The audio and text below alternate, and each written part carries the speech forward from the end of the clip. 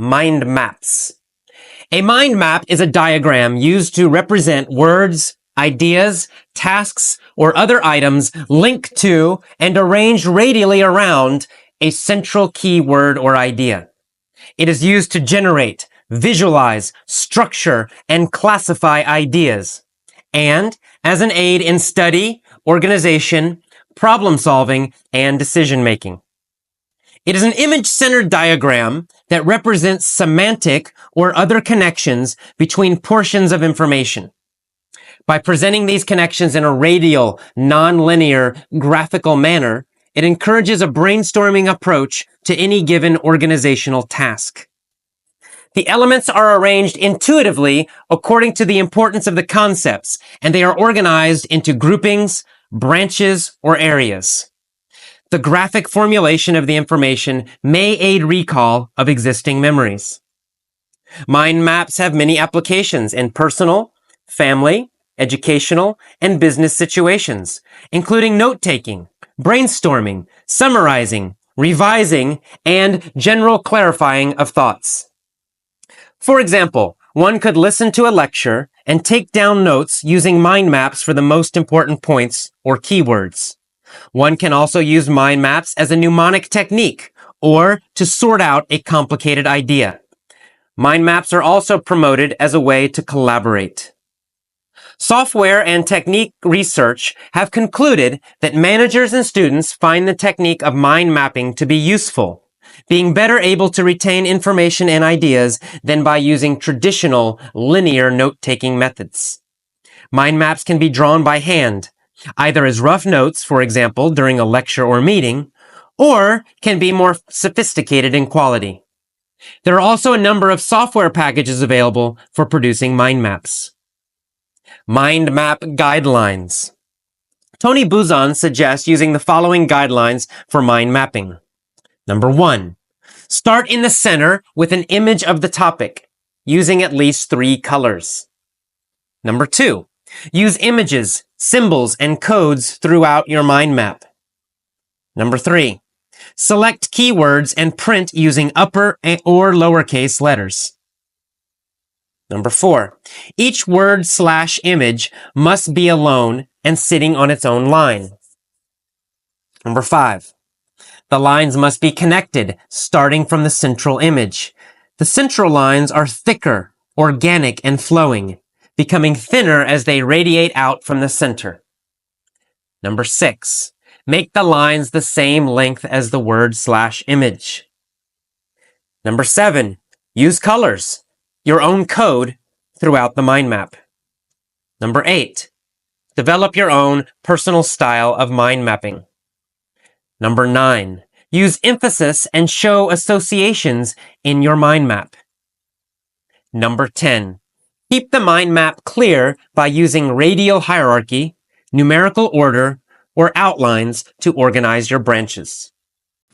Hello, Effortless English members! Here is the mini story lesson for the Mind Maps article. Let's get started. First, the vocabulary we will practice today. Radially. Radially means arranged in a circle or circular, or done in a circular way is the actual way we use it. Portions. Portions means parts or pieces. Diagram. A diagram is a drawing or a sketch or a graph, something visual to plan or show some information. Diagrams, they're not just pictures. If I draw a picture of a person, that's not a diagram. A diagram is a picture that shows information, some kind of information. Okay, we have the word intuitively, or intuitive is the adjective, right? Intuitively is the adverb. Intuitively means naturally. It actually means, the direct meaning, you don't think with your conscious mind. It's kind of your instinct, instinctually or naturally. Okay, non-linear. Linear means line, in a straight line. So non-linear means not in a straight line. To collaborate. To collaborate means to work together. So two or more people working together. We call that collaborating or to collaborate. Okay, to generate. To generate means to make or to create. It's generate. And finally, the word semantics. Semantics means meaning, actually. Meaning. And we use this often, meaning of words. It often refers to the meaning of words. Semantics. Okay, let's get started with the story. First, the story at normal speed. Quinn the Eskimo needed to build a house, but he didn't want to build a house from ice like every other Eskimo. He decided to make a giant circular house out of bananas. First, he arranged bananas radially in a big circle. Then he stacked portions of bananas to make walls. He didn't draw a diagram for the house. He made it intuitively. The entire house was non-linear. There were no straight lines in the house. Every wall was curved. Of course, Quinn didn't make his house alone. Quinn collaborated with 50 monkeys, very small monkeys. While they worked, the monkeys generated a lot of noise. They were always making a lot of noise. They also ate a lot of the bananas. "Stop eating the bananas!" yelled Quinn. "You said we could eat while we worked," yelled one of the monkeys. "But I didn't say you could eat my house while you built it. You should bring your own food," said Quinn. "Well, that's a matter of semantics. You said we could eat while we worked, so we're gonna eat and we're gonna work," said the monkey. And so, every time a wall was built, it would soon get eaten by other monkeys. Thus, Quinn never did finish his house. Okay, let's go back to the beginning and let's do the story again. This time I'm going to do questions. You can try to quickly answer the questions, but you don't need to repeat yet. The third time you'll repeat. This time I'm just going to ask questions to get more repetition. Just kind of think the answers. You can say them out loud quickly if you can, but don't worry if you can't. Okay, Quinn the Eskimo needed to build a house. He decided to make a giant house. A giant circular house out of bananas. What did he make his house from? Did he make his house out of ice? No, he didn't make his house out of ice. He made it out of bananas. First, he arranged bananas radially in a big circle. Did he arrange cucumbers radially? No, he didn't arrange cucumbers radially. Did he arrange kimchi? Korean kimchi radially? No, he didn't arrange kimchi radially. What did he arrange radially? Well, he arranged bananas radially. Did he arrange the bananas in a square? No, he arranged them radially. He arranged them in a big circle. Did he arrange bottles in a radial way? No, he did not arrange bottles radially. He arranged bananas radially in a big circle. Then he stacked portions of bananas to make walls. Did he stack portions of grapes, pieces of grapes? No. He didn't stack portions of grapes. He stacked portions of bananas. Did he stack portions of rocks?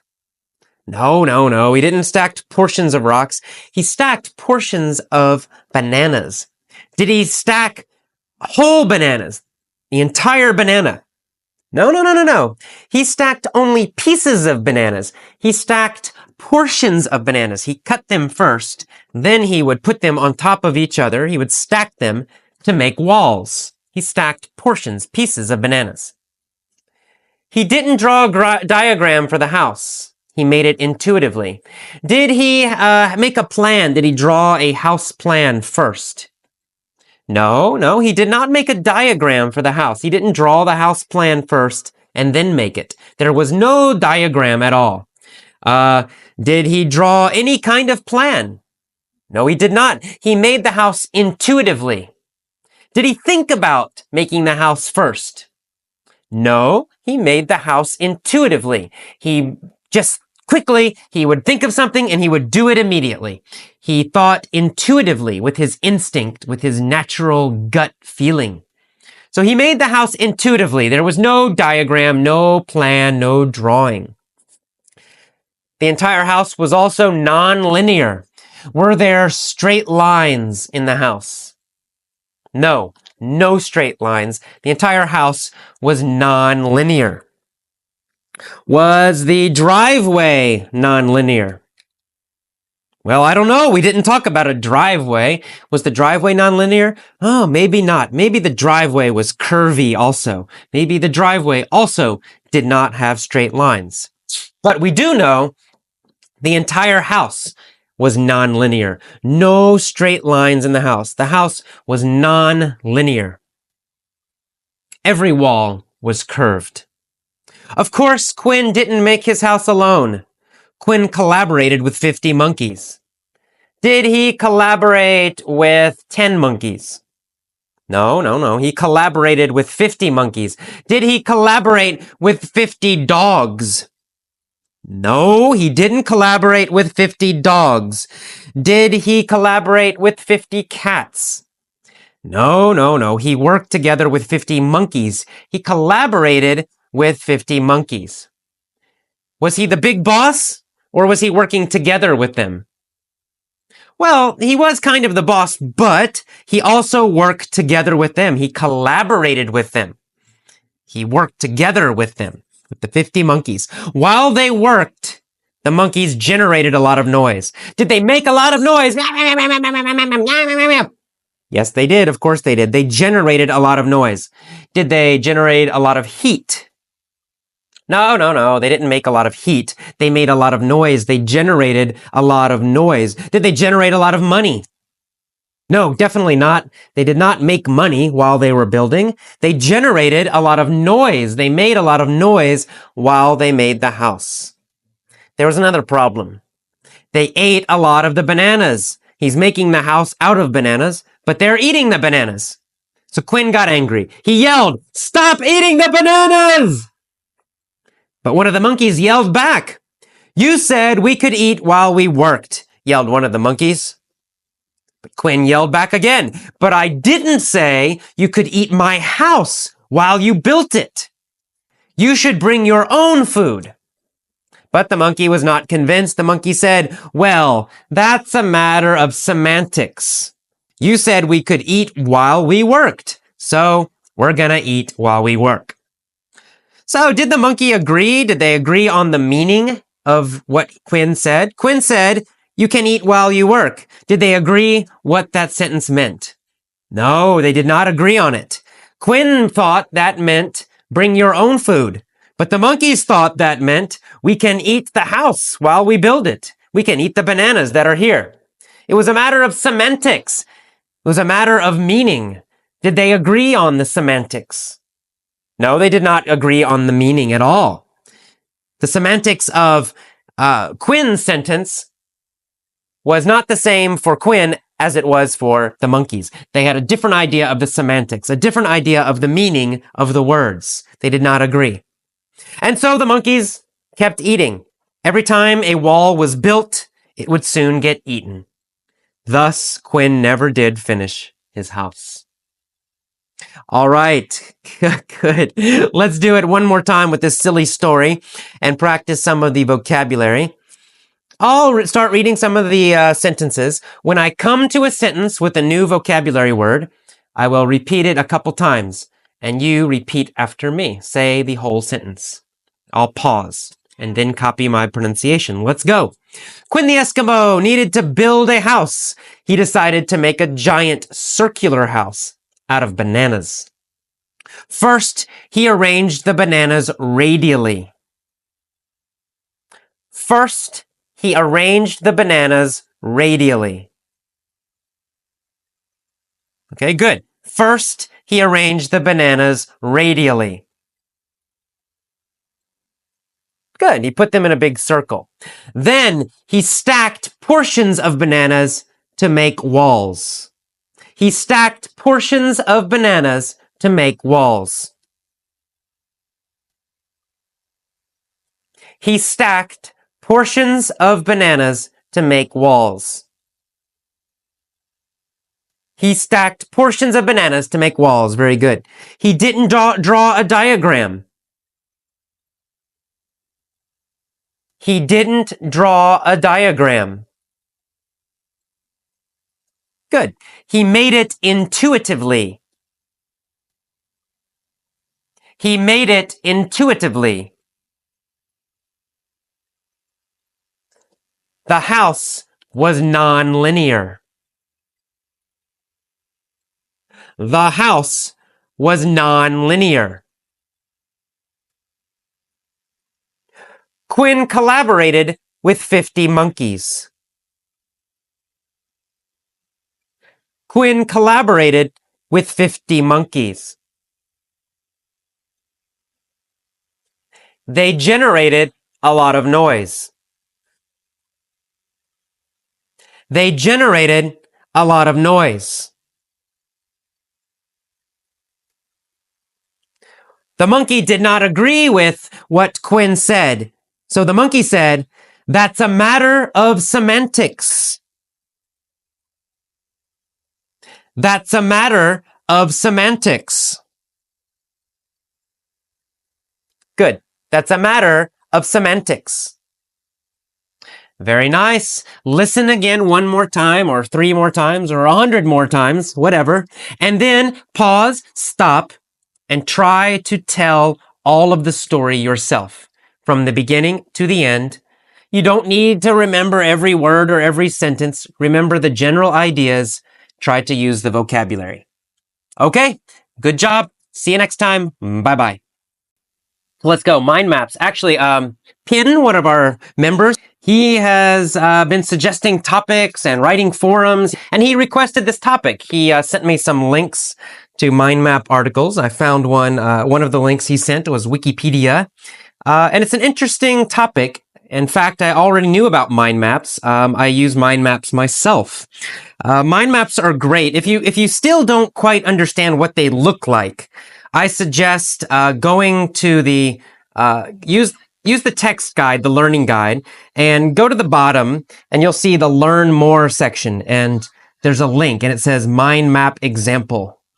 If you go to that, you'll get a picture of what a mind map can look like, or the general, appearance of it. But anyway, mind maps are very useful. I use them for writing. I don't know, some of you may know, one of my three degrees, my undergraduate degree was in journalism.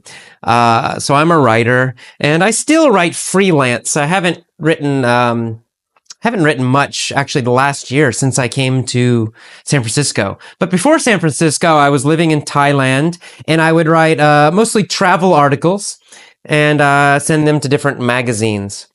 Anyway, when I needed to make an article, I needed ideas for an article, I often would use a mind map. So I would put my central idea in the middle of the paper.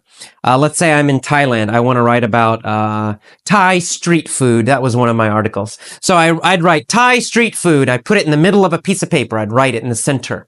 And then I just start brainstorming, right? I just start thinking of random ideas. The first idea or the first word or phrase that came into my head, I would write it around. So I'd say Thai street food. I would think tom yum. Tom yum is a kind of Thai food. I would write tom yum on the paper and draw a line connecting those two things, street food and tom yum. And then next to tom yum, I would write, 50 baht. 50 baht is about, or 10 baht. 10 baht is about 50 cents. So it's very cheap. And then I would write spicy. And then I would write, next to my apartment. because I'm thinking of a place next to my apartment where I would usually eat. And I would just keep doing that, going crazy. Whatever popped into my head, I wrote it down. And then the next thing that popped into my head, I wrote it down. And I would connect these with lines. If I got stuck, if ideas stopped coming, then I would just look at the paper. I'd pick one of the words on the paper and I'd concentrate on it, and I would see what associations, what connections, what thoughts I would have connected to that word. So let's say I'm doing this and then I stop. I can't think of anything, and I'm like, oh, well, I'd look at the phrase next to my apartment. I imagine the place next to my apartment, and suddenly I think noise because it was very noisy, and I write down noise. Then I think pollution. Oh, I write down pollution. Then I think, plastic seats, and I write down plastic seats, and then I keep going again. Well, after doing this for about 5 or 10 minutes, I have a whole page full of words and phrases. Some are very directly related to my topic, Thai street food. Some are not. Some are totally unrelated. They seem unrelated. But the great thing about this is I would get a lot of interesting details for my article. And I would get some interesting ideas that if I used a normal technique, a normal organization, like an outline, point 1, then A, B, C, point 2, A, B, C. That's kind of a very linear, structured, in my opinion, a little bit boring way to organize a paper. It's okay for school papers, I guess, but for something a little more creative, it's not so good. So I would use a mind map instead, and my writing, it would be the first step of my writing. The second thing I would do, I'd look at my mind map, and I would look for interesting ideas, and I would start circling them. For example, pollution was one of the ideas I used, because sitting on the street in Bangkok, eating, well, there's a lot of pollution. So I wanted to write about that. I wanted to give that feeling. What is it like to be sitting in a street in Bangkok eating, or next to a street in Bangkok, eating food? I wanted to capture some of the feeling, and that includes the pollution, it includes the noise, it includes how the heat, all those details. And making the mind map first helped me remember some of those details. So I would circle the interesting details. I would circle the interesting ideas. Then I would organize those ideas. I would pick the best ones and I would put them in groups. Maybe I would use a color. So everything related to the details, like how it looked or felt or sounded. Maybe I might put that in red, circle those with red. And then when I'm talking about the actual food, what food was available, maybe I would circle all the food items in green that I thought about. And maybe when I'm thinking about cost, how much does it cost, and saving money and how cheap it is, maybe I'd put that in blue. So then after I'm finished, I have maybe 3 or 4 different colors on the page, and those are my general topics. That's the general topics that I'm going to write about in my article. In fact, I would usually write 1 or 2 paragraphs for each color, for each group. So this helped me organize my paper. It helped my article. It helped me think of interesting ideas. It helped me think of interesting details that I wanted to talk about. It was a really great technique for creative writing, or for any kind of writing, in fact. I also use mind maps when I just need to think of ideas.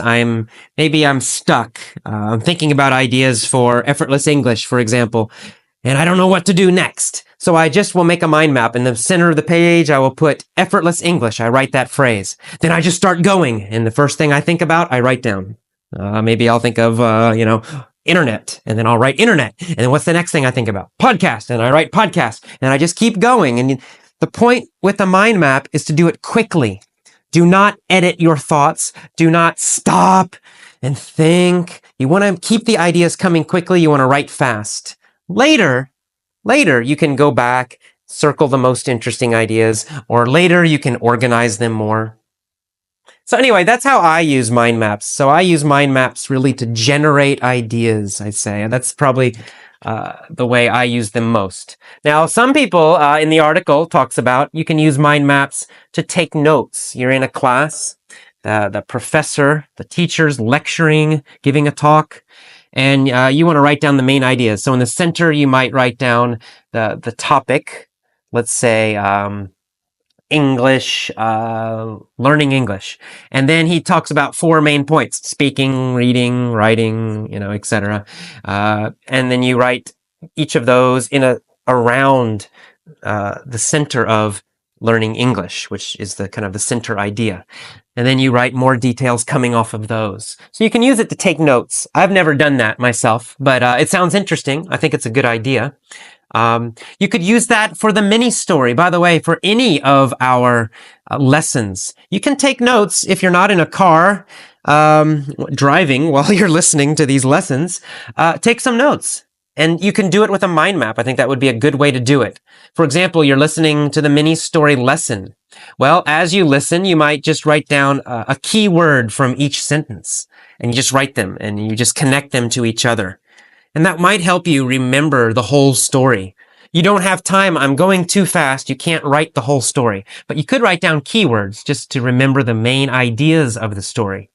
And that would help you at the end at the end of the story, I tell you, please stop this. Now try to tell the story yourself. Well, if you've got some notes, if you've got a little mind map to remind you of the vocabulary, of the main ideas, that probably would help. I don't know. Try it. Let me know. Write it in the forums. Go to the forums, try it, and tell us, did it help or did it not? All right. I guess that's it for my commentary. In general, I think mind maps are a great tool. I especially think they're a good creativity tool. And I think they could also be good for note-taking, as we just mentioned. So give it a try. Try using mind maps when you write.